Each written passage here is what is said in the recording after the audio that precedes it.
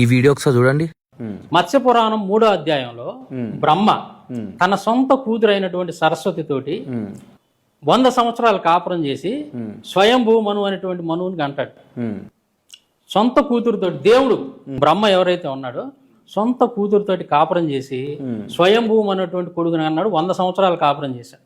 మత్స్య పురాణంలో 3వ అధ్యాయంలో చెప్పింది శారీరక సంబంధం కాదు, అది తత్వార్థం. క్లియర్ గా చెప్పాలంటే సరస్వతి దేవి అంటే ఎవరు? జ్ఞానం ఇంకా వాక్యు అంటే వేద జ్ఞానం అని. బ్రహ్మదేవుడు అంటే ఎవరు? సృష్టి శక్తి చైతన్యం, రైట్? అసలు అర్థం ఏంటంటే బ్రహ్మ చైతన్యం ప్లస్ సరస్వతి జ్ఞానం కలిసినప్పుడు సృష్టి జరుగుతుంది, అంతేకాని ఇది శారీరక సంబంధం కాదు. ఇది జ్ఞానం ద్వారా సృష్టి జరుగుతుందని తత్వం. సరస్వతి దేవి బ్రహ్మ కూతురని ఎందుకు అంటారు? సరస్వతి దేవి బ్రహ్మ నుండి ఉద్భవించింది కాబట్టి కూతురని అంటారు, అంతేకాని జీవశాస్త్ర కూతురు కాదు. జ్ఞానంతో చదివితే అన్ని అర్థమవుతాయి, పైపైన చదివితే అన్ని తప్పులే కనిపిస్తాయి. కలిసినప్పుడు అంటే చాలా అర్థాలు వస్తాయి. అది తప్పని నువ్వెట్లా డిసైడ్ చేస్తావు? అంటే ఇప్పుడు అగ్ని నుండి వేడి పుడుతుంది, సూర్యుడి నుండి కాంతి పుడుతుంది అంటే సూర్యుడి కాంతిని పెళ్లి చేసుకున్నట్ట.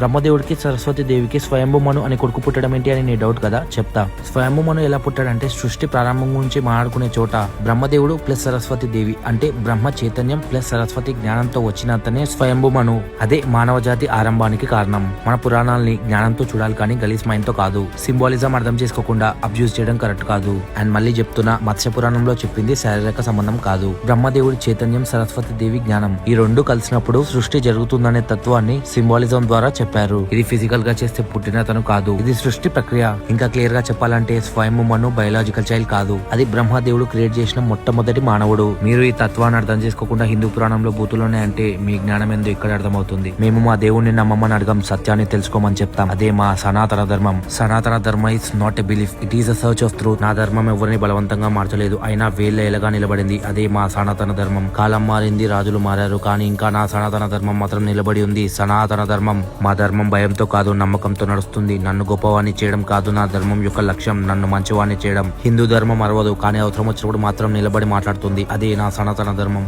మీ నమ్మకం మీది, మా నమ్మకం మాది. మీ జోలికి మేం రాం, మా జోలికి మీరు రాకండి. అదే మా ధర్మం నేర్పింది. గుర్తుపెట్టుకో, సనాతన ధర్మం అంటే కేవలం పేరు మాత్రమే కాదు, అదొక సత్యం. శివ